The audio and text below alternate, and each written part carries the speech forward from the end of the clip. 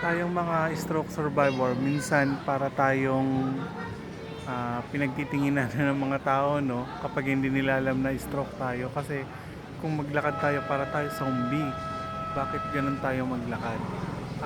Isa sa nakita ko kung bakit parang zombie tayo maglakad is because kapag naglalakad tayo, hindi natin maitupi or may baluktot yung mga tuhod natin. Kung hindi mo binabaluktot yung tuhod mo, para ka talagang zombie. Lang siya, akala ko dahil dun sa mabigat na pakiramdam.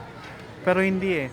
Parang galing siya or nagmumula siya sa spasticity, yung naninigas yung mga muscle sa likod ng hita mo, pababa.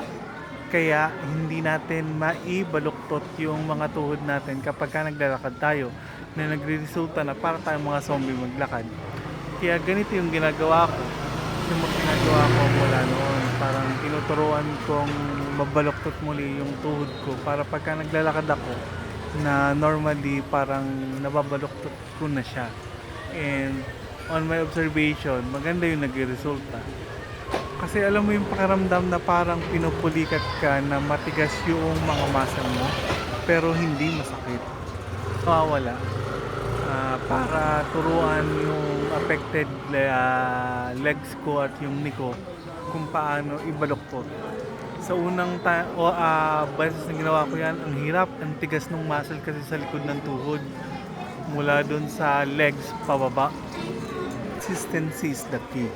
Dapat paulit-ulit mo siyang gagawin. Then uulitin mo na yan after 1 week. Wala din, huwag kang umasa ng magandang improvement. Dapat daily mo siyang gagawin, umaga at saka hapon. Tayong mga stroke survivor, napakadami nating oras. Nauubos lang yan dahil mas gusto nating nakahiga, nakaupo, nag-cellphone. Dapat bigyan mo ng time yung sarili mo. Push mo yung sarili mo na gawin yung mga workout na makakatulong para sa development ng affected side mo. Kailangan natin pagpaguran yung improvement na gusto nating ma-attain or gusto nating maabot. Hindi yan makukuha sa isang himala. Yung improvement, hindi yan may bibigay ng isang himala. Kailangan talaga nating pagpaguran yan, pagsumikapan.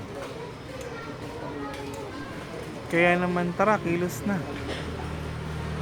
Huwag mong hintayin ang siyam-siyam na tuluyang manigas ang katawan mo at wala ka nang magawa at tuluyan ka lang naparalisa.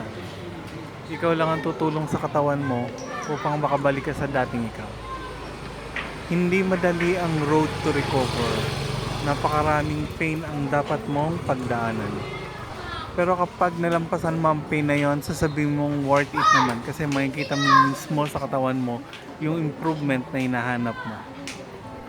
Kung mahirapan ka man or masaktan ka man, okay lang yan kasi ikaw din naman ang magbe-benefits ng mga bagay na yan. Yung mga pagpapakapagod mo na yan, ikaw din ang makikinabang, hindi ibang tao. Kaya naman, tara na mga ka-stroke.